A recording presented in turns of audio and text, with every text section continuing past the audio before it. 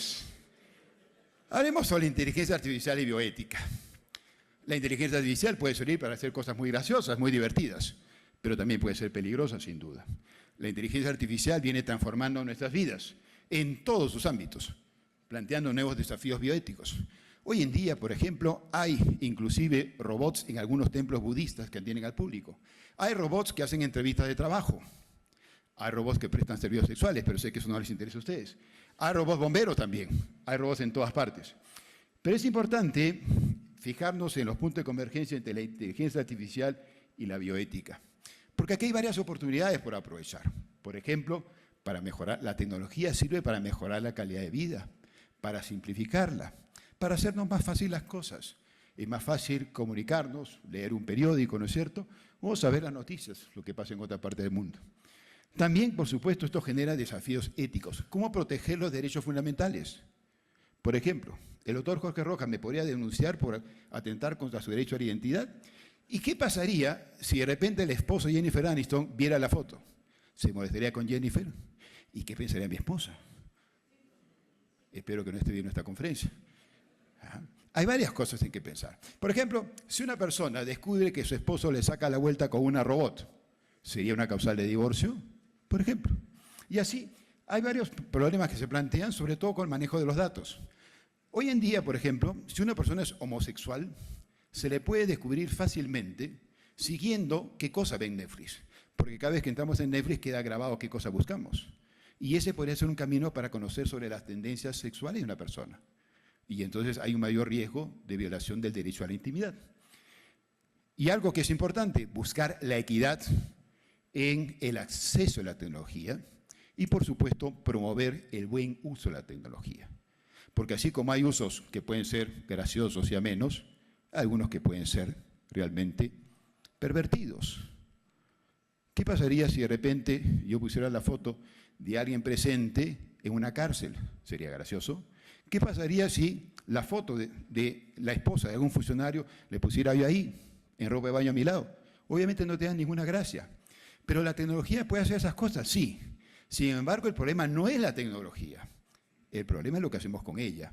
Un cuchillo puede servir para cortar, pero también para matar a alguien. Todo depende de lo que hagamos con este bien. La bioética tiene algunos principios que pueden ser interesantes e importantes para encauzar el desarrollo de la tecnología. Por ejemplo, la autonomía, respetar la capacidad de los individuos para decidir libremente de modo informado. Y esto es muy importante, no basta el consentimiento, este tiene que ser informado. Y eso tiene que existir para el uso y diagnóstico de los tratamientos, por ejemplo. También debemos tener control en el acceso a nuestros datos personales. Nadie se imagina la cantidad de información que podemos tener en la nube o en un simple celular, donde literalmente sale hasta cuántos pasos damos, sin contamos las fotos que recibimos, los mensajes que nos llegan y que queremos esconder muchas veces, entre otras cosas. Otro principio es el de beneficencia y no maleficencia. Hay que hacer el bien y no hay que hacer el mal. Y entonces, aquí la tecnología ofrece varias cosas. Hay nuevas posibilidades. Hay quienes, por ejemplo, están congelando sus cerebros para que cuando la tecnología lo permita, ese cerebro se conecte a una computadora y la persona vuelva a vivir. O ese cerebro se trasplante a una persona y vuelva a vivir. Técnicamente no es posible todavía hacer esto, pero sí es posible congelar cerebros. Y hoy en día se están congelando cerebros.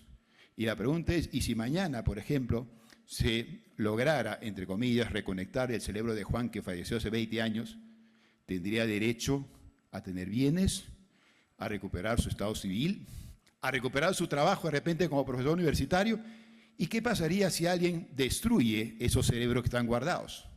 ¿Qué tipo de delito o ilícito habría? Así que hay varias cuestiones, sin dejar de mencionar la responsabilidad por errores de las máquinas, porque las máquinas pueden cometer errores, sí, claro. Pueden dar un diagnóstico o una instrucción equivocada, puede pasar, y vamos a ver después por ahí algún caso. Entonces, ¿de quién es la responsabilidad? En algunas ciudades del mundo ya circulan vehículos autónomos, vehículos que circulan solos, sin chofer. ¿Qué pasa si uno de estos vehículos, obviamente sin querer entre comillas, atropella a alguien? ¿Qué pasa si el vehículo se encuentra con que frena un camión delante suyo y no hay espacio para evitar el choque? Pero tiene dos opciones: irse a la derecha o a la izquierda. Si se va a la derecha, atropella a un motociclista sin casco. Si se va a la izquierda, atropella a un motociclista con casco. ¿Hacia dónde debe desviarse ese vehículo autónomo? Hacia donde está el motociclista con casco o el que está sin casco. Alguien podría pensar que vaya donde el que está con casco. Pero también podríamos decir, oye, pero estamos castigando al que cumple las normas y sancionando al que no las cumple. En fin, de hecho, cuando lleguen los vehículos autónomos habrá que preguntarnos si está bien que los usemos o no. Yo, por lo tanto, le digo, yo confío más en un vehículo autónomo que en un vehículo de cualquier chofer que conduzca en Lima. En tema de la justicia también es importante, ¿no? Cómo distribuir equitativamente los recursos, los beneficios que nos puede dar la tecnología y las cargas. Aquí es importante el acceso a la información en la salud. Cada vez más datos nuestros sobre nuestra salud están en el sistema y entonces tenemos que velar por ellos. Tenemos que prevenir también los sesgos algorítmicos. Se dice a veces que la tecnología evita los sesgos. Eso no es exacto, porque la tecnología puede repetir los sesgos del programador. Además, que la tecnología lo que puede hacer también es crear sus propios sesgos. Me explico. Supongamos que en mi empresa, en mi fábrica, yo tengo una máquina que me va a ayudar a contratar personal. Y yo meto la información de todos mis trabajadores en la máquina. Y resulta que el año pasado despedí a 10 trabajadores que habían nacido en Macondo y que no trabajaban, eran unos ociosos. Y el año pasado despedí a 20. Y el año anterior despedí a 40. Entonces la máquina solita me va a decir, no contrates a nadie de Macondo porque son flojos o porque suelen ser flojos. Eso ya es un sesgo. Eso ya es un sesgo. Y existe esta posibilidad. Aparte de que tendenciosamente se pueden introducir sesgos en una máquina. Y aquí cabe preguntarse, si por ejemplo, si yo necesito abrir una oficina de mi estudio en Arequipa, ¿sería discriminador que diga solo contrato a arequipeños? ¿Sería discriminador que diga solo contrato a abogados de la Universidad Católica Santa María? ¿O no? En fin, eso ya es otro tipo de problemas. También aquí hay algunas pautas que nos da la bioética personalista frente a estas situaciones. Primero y siempre respetar la dignidad de la persona. Luego, el respeto a la vida, sin ninguna duda, y a la integridad del ser humano. La integridad en todas sus dimensiones. Y además, el ejercicio de la libertad con responsabilidad. Entre otras cosas que es necesario. Pero fíjense, ¿qué tan autónomos somos en estas decisiones? Todos creemos que somos libres. ¿Somos libres realmente? Por ejemplo, ¿quién te escoge qué películas a ver? Netflix. ¿Quién te escoge la música? Spotify. ¿Quién te dice cómo llegar a tu destino? Waze. ¿Quién te escoge las noticias que ves? Google. ¿Quién te hace comprar cosas? Temu. A ver, alguien diga que no. ¿Ah? ¿Y quién te viene con la pareja? Bueno, en algunos casos, Tinder. En otros casos ni siquiera Tinder sirve, pero en fin. Somos menos libres de lo que pensamos. Hay muchas cosas que nos condicionan. Muchas cosas, de las cuales no nos damos cuenta. Y aquí la neurociencia nos ha ayudado a conocer eso. Por ejemplo, vamos a hacer acá un pequeño ejercicio rapidito nomás.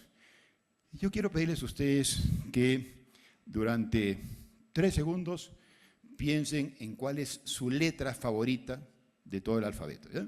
Sus 3 letras favoritas. 3 letras favoritas de todo el alfabeto. ¿Correcto? 3 segundos. 1, 2 y 3. Ahora voy a tratar de leer sus mentes. ¿Ya? No se preocupe que no me vaya a hacer nada malo. Y no voy a encontrar nada malo tampoco si quisiera. A ver, todos han pensado en las 3 letras, salvo que están medio distraídos. Muy bien. La mayoría de ustedes, dentro de esas 3 letras, escogió la letra inicial de su nombre. A ver, levanten la mano quienes escogieron la letra inicial de su nombre. La mayoría. ¿Por qué? ¿Ah? ¿Ocurre que ustedes han dicho, voy a escoger mi nombre? No, sino que nuestro cerebro inconscientemente cree que la letra de nuestro nombre es la más bonita. No está mal, por si acaso. Pero fíjense ustedes cómo hay cosas que nos condicionan sin que nos demos cuenta. Bueno, entonces hay una pregunta, ¿somos realmente autónomos o no? Para que haya una decisión correcta, tenemos que dar nuestro consentimiento. Pero ese consentimiento, repito, debe ser informado. Y por eso es importante conocer cómo la inteligencia artificial influye en mis decisiones. Por ejemplo, si de repente a mí me gusta el candidato X para las elecciones y busco, ¿no?, bondad del candidato X, campaña del candidato X, la propia computadora me va a traer noticias solamente de X y no de los demás. Y entonces eso va a hacer que los prejuicios se repitan. ahí tenemos un problema, porque no nos damos cuenta. Creemos que recibimos información diversa, pero no. La máquina da la información que nosotros le hemos pedido, inconscientemente. Si, por ejemplo, uno empieza a buscar de puro curioso a Shakira, porque va a venir a un concierto, Shakira va a aparecer todos los días en su Instagram. Y no van a saber ustedes qué hacer con Shakira. Y su esposa no va a entender qué hacer Shakira, pero ese es otro problema. También un derecho es el derecho a rechazar el uso de la inteligencia artificial, si así lo desea uno, y el derecho de una persona a ser atendida por un humano. Un signo de modernidad en nuestros tiempos es cuando las empresas de telefonía dicen, ahora tenemos asistentes virtuales. Pregunta, ¿los asistentes virtuales sirven? No, porque uno tiene preguntas y no le contesta. Y para esto, para identificarse, diga sí, ¿tá? Diga no. Y finalmente no nos sirve nada. Entonces, un derecho fundamental a preservar es el derecho de toda persona a que cuando quiera lo atienda un humano y no solamente una máquina. En el tema del control de datos personales, es importante que todos conozcamos quién accede a nuestra información y qué hace con esa información. Tiene que haber transparencia, porque fíjense, en Internet está grabado lo que nos gusta. Nuestros gustos ahí están.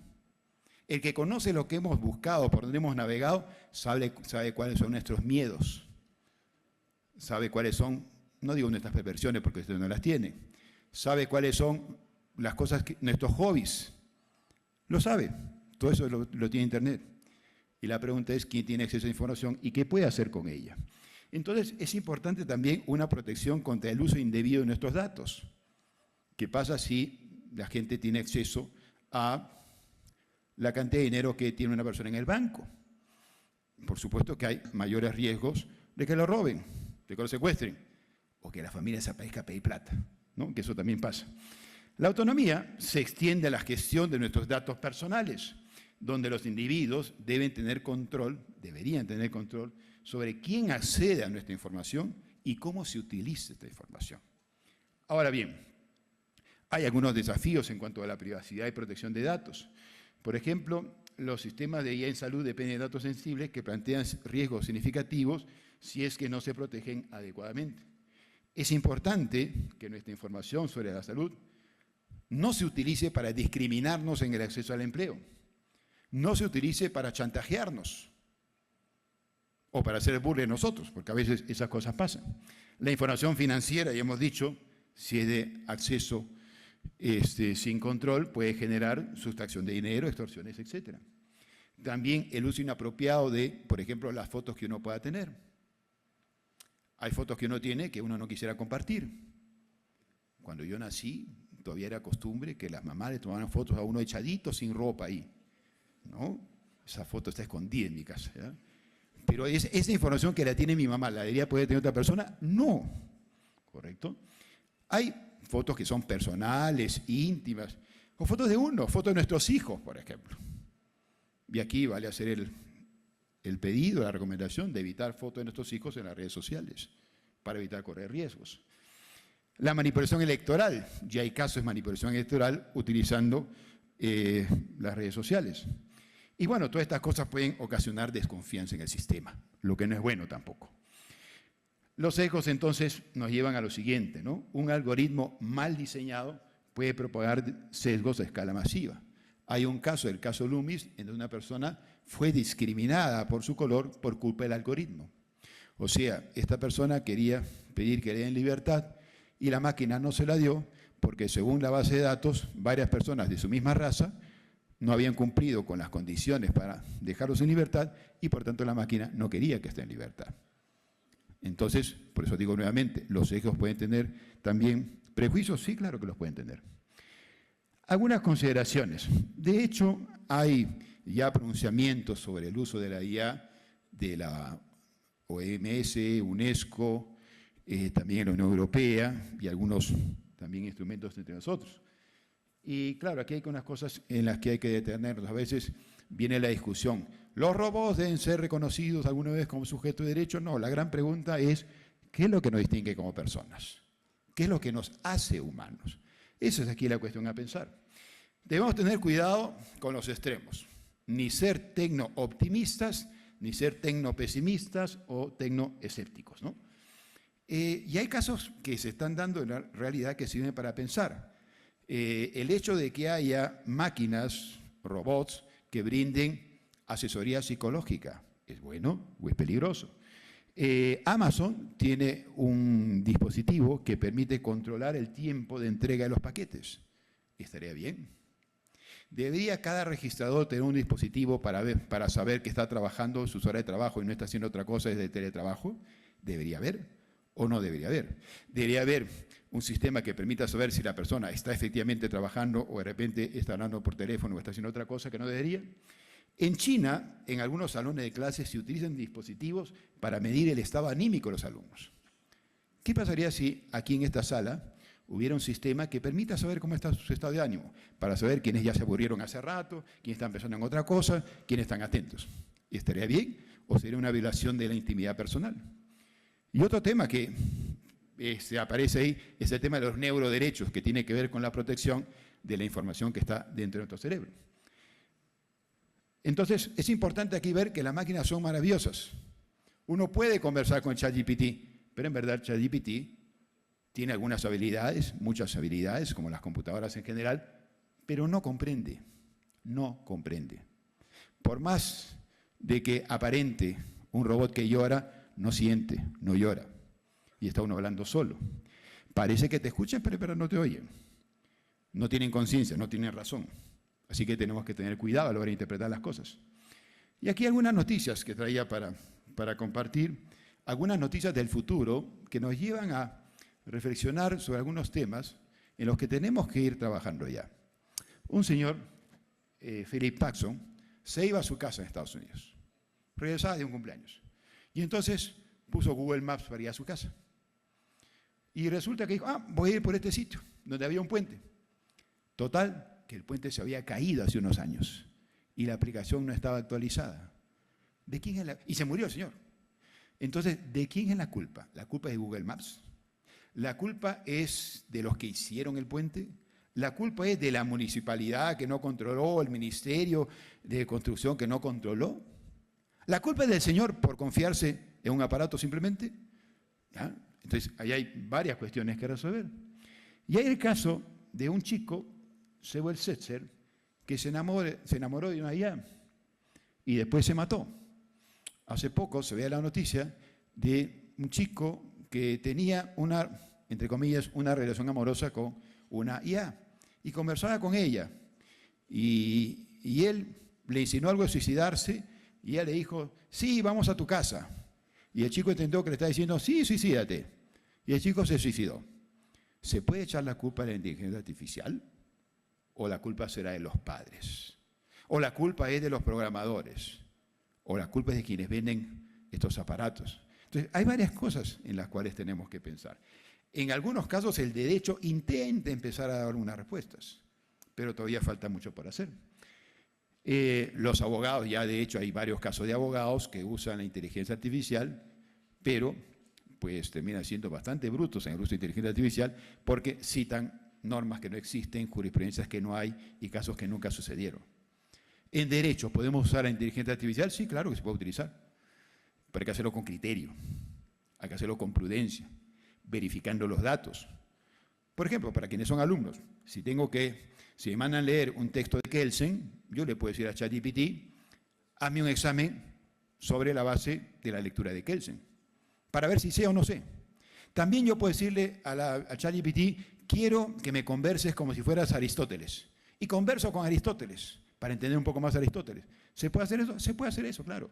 Si tengo que hacer un trabajo sobre la eutanasia, puedo decirle a ChatGPT, dame una lista de las principales publicaciones de los últimos 5 años de eutanasia. Sí. Pero claro, tengo que ir a la fuente para verificar que existe, porque puede haber errores. A mí me pasó hace unos días, tenía que terminar un artículo y quería poner una cita de un autor. Y le pedí a ChatGPT, ¿qué cita se te ocurre para este texto? Dije, a ver qué me recomienda. Y no estaba mal la cita. Era una cita de Norberto Bobbio. Y estaba buena la cita, perfecta. Pero dije, voy a revisar, porque le pedí con toda y fuente. Me dio la fuente, el libro, la página. Resulta que yo tenía justo el libro en mi casa. Dije, voy a chequear por si acaso. Pero debe estar ahí, ¿no? Porque si me ha puesto el libro y la página. Total que no estaba. Te digo a ChatGPT, oye, tú me dijiste que estaba en este libro y no está. Ah, no, no, es que lo que pasa es que yo saqué una idea de la página 24, la 41 y la 314. Entonces, hay que tener cuidado con el uso de la IA. ¿Se puede utilizar? Sí, pero siempre con criterio y con prudencia. Y aquí hay otra cosa, ¿no? Un problema que hay en las escuelas coreanas, y ha habido también en el Perú, un caso en Lima, la crisis del porno deepfake. O sea, ¿qué pasa? Los alumnos de colegio, o de la universidad también, buscan la foto de una chica.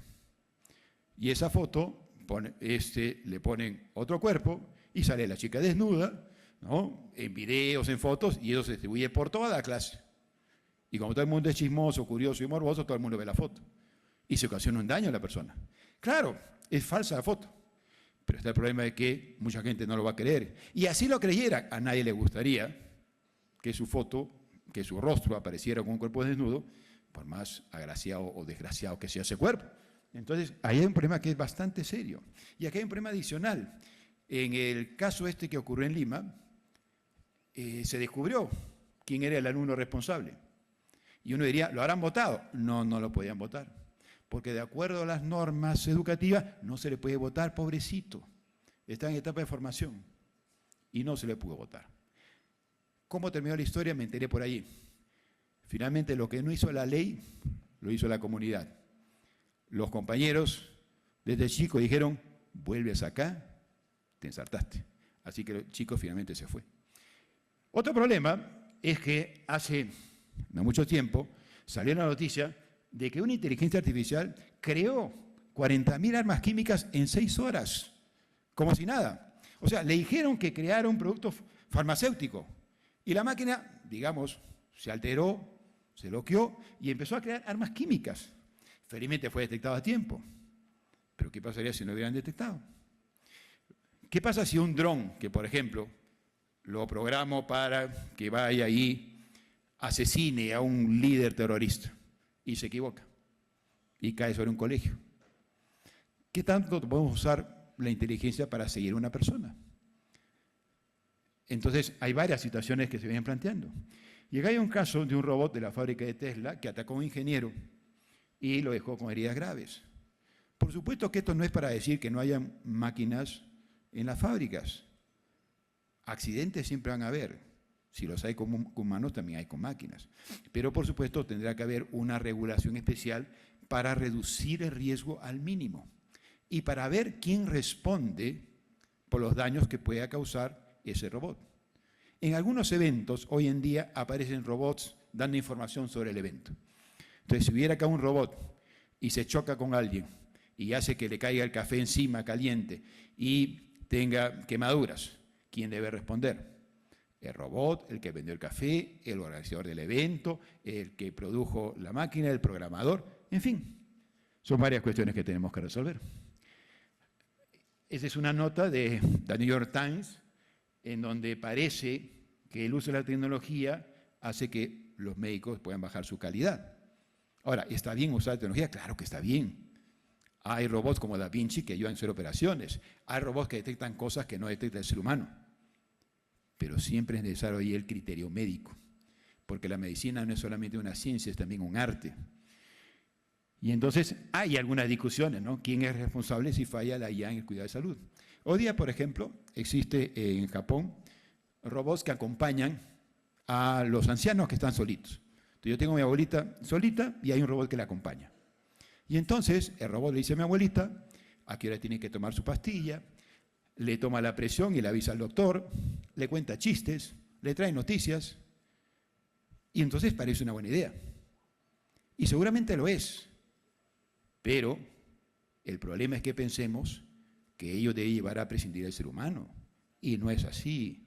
Por más que haya un robot que atiende a mi abuelita, yo tengo que ir a visitarla, pues, y no podemos perder ese sentido de humanidad. No, ya está con el robot. No es igual, no es igual. Y entonces tenemos que tener cuidado para no perder esa empatía con los seres humanos. Sobre todo ahora que somos mucho más fríos. Y todos somos mucho más fríos. ¿Cuántas personas van que están en una cena con otra persona y están mirando su celular? Pasa muchas veces, ¿no es cierto? O algunos en clase que en vez de escuchar al profesor están mirando tonterías en el celular. Pasa esas cosas. Yo he visto inclusive conferencias donde estaba hablando el expositor y el otro está mirando su mensaje celular. Hay cuestiones que tienen que ver tampoco con educación y con respeto. Un ingeniero chino creó una mujer robot y se casa con ella. Bueno, lo bueno es que ya no tenían problemas con el control remoto, ¿no? Me imagino. Se podrá ir a jugar su pinchanga el día sábado sin que la esposa le diga nada. También, ¿no? Tendrá sus ventajas también. En Francia, una mujer ha pedido casarse con un robot. A menos infiel no le va a hacer, ¿no? Pero bueno. Y una artista española quiere casarse con ella y dice, el amor y el sexo con robots son una realidad inevitable. Yo la verdad sospecho que debe ser algo aburrido. ¿Ya? No que tengo intención de corroborarlo, pero si alguno de ustedes alguna vez lo corrobora, me cuenta, pues. ¿Ah? Y bueno, la inteligencia artificial abre nuevos caminos. Algo así como el Waze. Pero aquí hay que ver cuál es el papel de la ética. Uno podría pensar que la ética es el camino, es como el mapa. Pero en verdad, no. La ética, como dice Adela Cortina, es más bien la brújula. La brújula que debe guiarnos sobre qué caminos recorrer. Si yo uso el Waze para llegar a un lugar, me va a decir cómo llegar más rápido. Pero el Waze no me dice que en esa zona hay delincuentes. El Waze no me dice, en esa zona vive tu ex, mejor no pases por ahí. ¿Ya? No me dice varias cosas. Y entonces queda el criterio de uno escoger si finalmente le hace caso al Waze o no le hace caso al Waze. ¿Ya? Pero entonces la ética es la brújula que nos debe guiar, que nos debe orientar. Por eso es tan importante la ética en todo nuestro trabajo, en todas las actividades, en todas, en cada una de ellas. Y eso hay que tenerlo siempre muy presente. Una cosa que me olvidaba, un ejemplo de discriminación. Dicen que la inteligencia artificial también discrimina por razón de sexo. Uno dirá, no, ¿qué va a hacer? Bueno, sí, hay una prueba. Por ejemplo, la mayoría de ustedes conoce Alexa, conoce Siri, y todos son voces femeninas. Todos son voces femeninas. ¿Por qué? Hay quienes dicen, ponen a mujeres porque siempre la mujer es para orientar, para decir, vaya por aquí, vaya por acá. ¿No? En muchos eventos hay anfitrionas y casi nunca veo anfitriones caballeros. No es que me emocionaría verlo, pero digo, no parece muy equitativo, ¿no? O sea, hay también algo de discriminación en la programación de algunas aplicaciones. Yo creo que sí, yo creo que sí. Así que ese es otro tema ahí para pensar, ¿no? Para tener cuidado con estas cosas. Me olvidé antes de decir esto, chequear si cuando atiende aquí alguna máquina es una voz femenina o masculina, pero en fin, ya queda para ustedes. Entonces, es importante en todo esto un enfoque humano. Priorizar siempre la dignidad de la persona, la autonomía y el bienestar humano en el desarrollo tecnológico. Que la tecnología esté al servicio del hombre y no el hombre al servicio de la tecnología. Y de hecho, que también se sabe que por culpa de la tecnología estamos perdiendo algunas capacidades. Por ejemplo, hoy día los jóvenes duermen menos, porque están en la noche con el celular. Y no solo los jóvenes. ¿Cuántos de ustedes antes de dormir, lo último que hacen es mirar su celular? ¿Y cuántas personas, no va a pedir que levante la mano, cuántas personas cuando se despiertan, en vez de saludar a su esposa, miran qué mensaje hay en su teléfono? ¿No? ¿Cuántas personas de ustedes podrían decir más de 3 números de teléfono en su casa? Cuando yo era chico no sabía todos los teléfonos. Ahora a la justa me acuerdo del mío. Y el de mi mamá. Y el de mi esposa. Tenía que decirlo. Entonces es importante que los beneficios sean accesibles para todos, sí. Pero también aquí hay que ser realistas, pues. No pueden ser exactamente igual para todos, no. Pero hay que tratar de que sea lo más posible accesible para todos.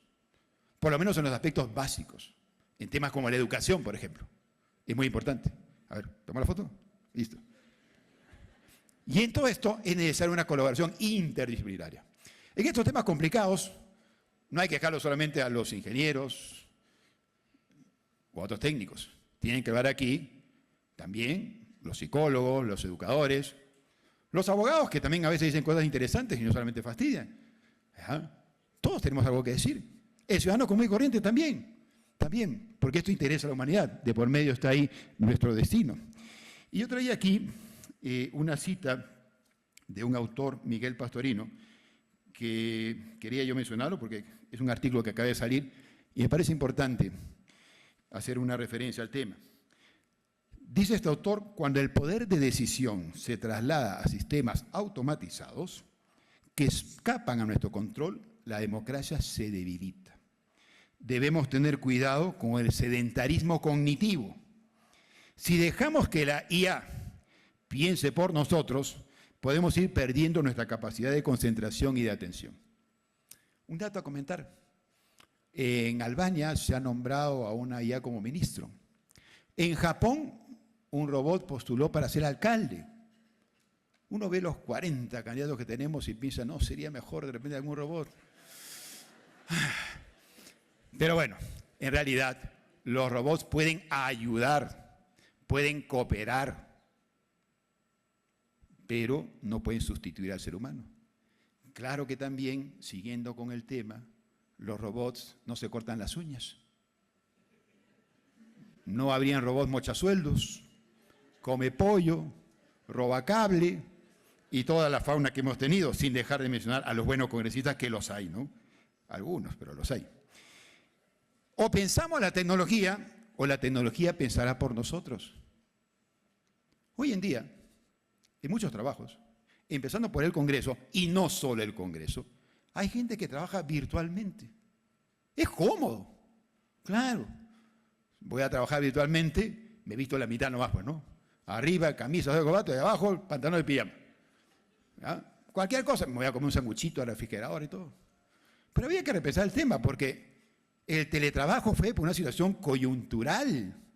El coronavirus se fue hace rato, pero la gente como dona se ha quedado ahí. Y muchas autoridades, altas autoridades, no dan el ejemplo. Hablo del Poder Judicial también. Es importante el contacto con el público, el cara a cara, tener un poco de calle. En algunos casos se justifica el teletrabajo, sí, pero no podemos tampoco incurrir en una situación de abuso o de comodidad que afecta a la calidad del servicio. Entonces, es importante construir un marco ético, robusto y respetable que permita a la IA desarrollarse de manera equitativa y esto tiene que ser sobre la base de una algorética. ¿Y qué es esto de la algorética? Es una ética del algoritmo, o sea, programar los algoritmos en forma ética. No solamente de forma técnica, sino también ética. Porque detrás de cada programación hay un componente ético. Inclusive, el ChatGPT tiene su ética. Claro que sí.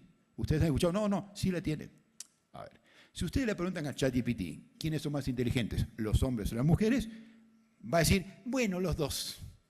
Es muy diplomático. Todos sabemos que las mujeres son más inteligentes, pero bueno. Si le preguntamos, ¿quién es mejor, Messi o Cristiano Ronaldo? Dice, bueno, cada uno es lo suyo. ¿No? Evita decir, no se pronuncia. Si le preguntamos, ¿cuál es el mejor candidato? De repente va a estallar ahí en la computadora, pero no va a decir cuál es el mejor candidato.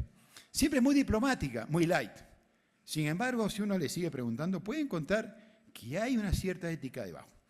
Yo una vez, haciendo preguntas y respuestas, a ver en qué momento caía la máquina, cayó en una. Le pregunté, si un terrorista me dijera, yo tengo una bomba que va a explotar y va a destruir cientos de personas, ¿ya?, en el centro de la ciudad. Si tú quieres evitar que el terrorista haga eso, a tu lado hay un bebé, un bebito. ¿Ya? Si tú metes ese bebé humano, vivo, en agua hirviendo, el terrorista dice, yo no tiro la bomba. ¿Qué dice ChatGPT? ¿Qué es lo correcto? ¿Meter al bebito en agua hirviendo para salvar a estos cientos de personas o no hacerlo? El ChatGPT dijo, sacrificar al bebé. O sea, tiene una mentalidad utilitarista. Y ojo que también se equivoca en varias cosas. El otro día me mandaron un mensaje, una amiga mía me decía, oye, no sabía que te habías cambiado de universidad, sería que yo era decano de la UTP.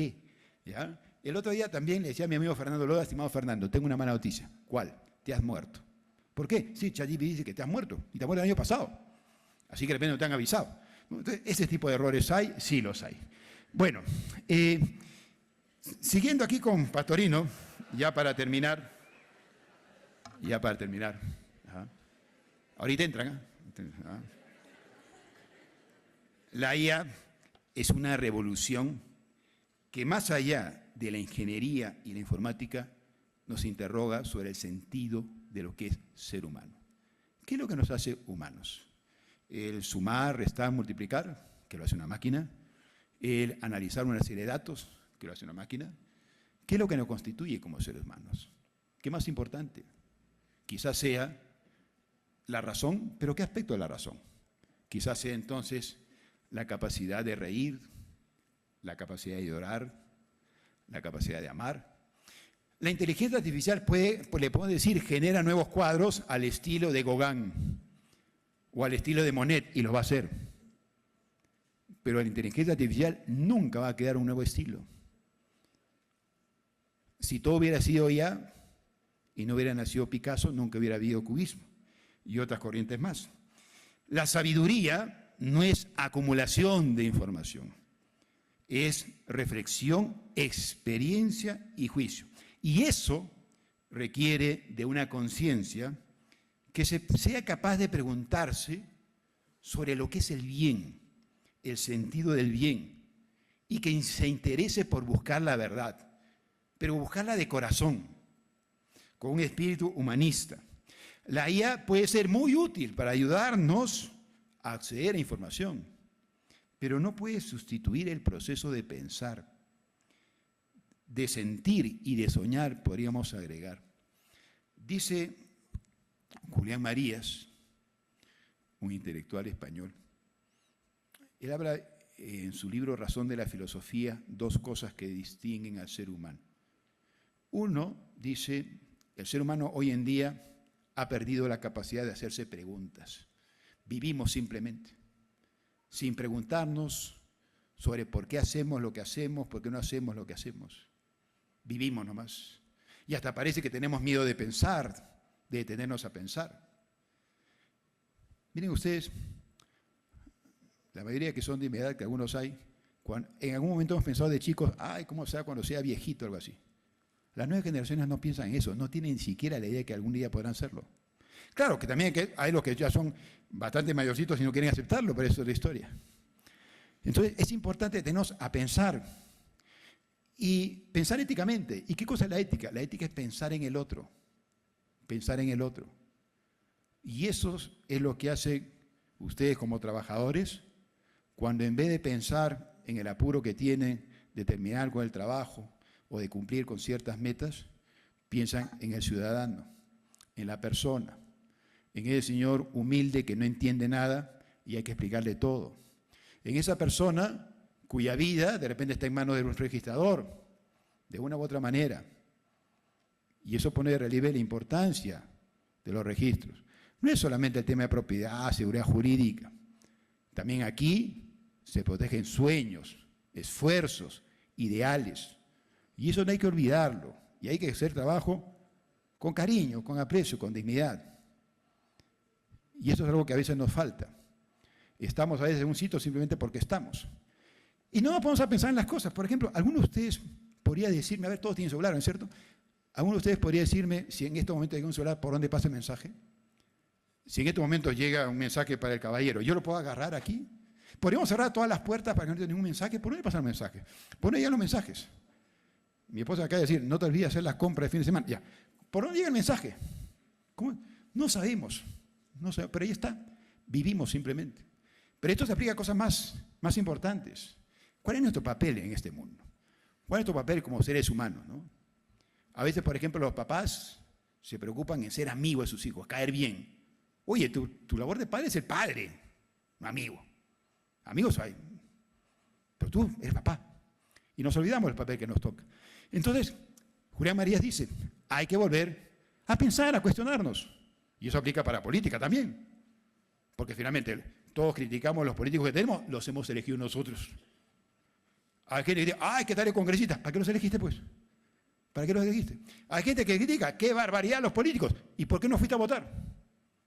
Porque hay gente que fue a votar de floja, ¿no? Ah, nadie me representa. Lánzate, pues. Lánzate. No critiques simplemente, lánzate. Y si no te lanzas, si no votas, entonces ¿qué criticas? Mejor no hables. La otra cosa que dice Julián Marías es que vivimos una época de cosificación. Todo parece cosificarse. A veces parece que no vales por lo que eres, sino por lo que tienes. las cosas terminan siendo más importantes que los afectos, que las personas. Y eso es triste y eso es peligroso. Y tratamos como cosa a una mujer cuando justamente la cosificamos. Tratamos como cosas a los niños cuando no escuchamos su opinión. Tratamos como cosas a los pasajeros cuando vamos frenando para que se aplasten más atrás y entre más gente. La cosificación también se da cuando acabamos con la vida de seres inocentes que están en el vientre de su madre. Cuando tratamos a los ancianos como trapos y los dejamos a su suerte. Entonces, para terminar, es importante hablar de la inteligencia artificial, por supuesto, pero no nos olvidemos de esa condición humana, no nos olvidemos de la ética, no nos olvidemos de la importancia de pensar en el otro, de vivir con el otro, de tratar de hacer un mundo mejor en compañía con los otros. Muchas gracias.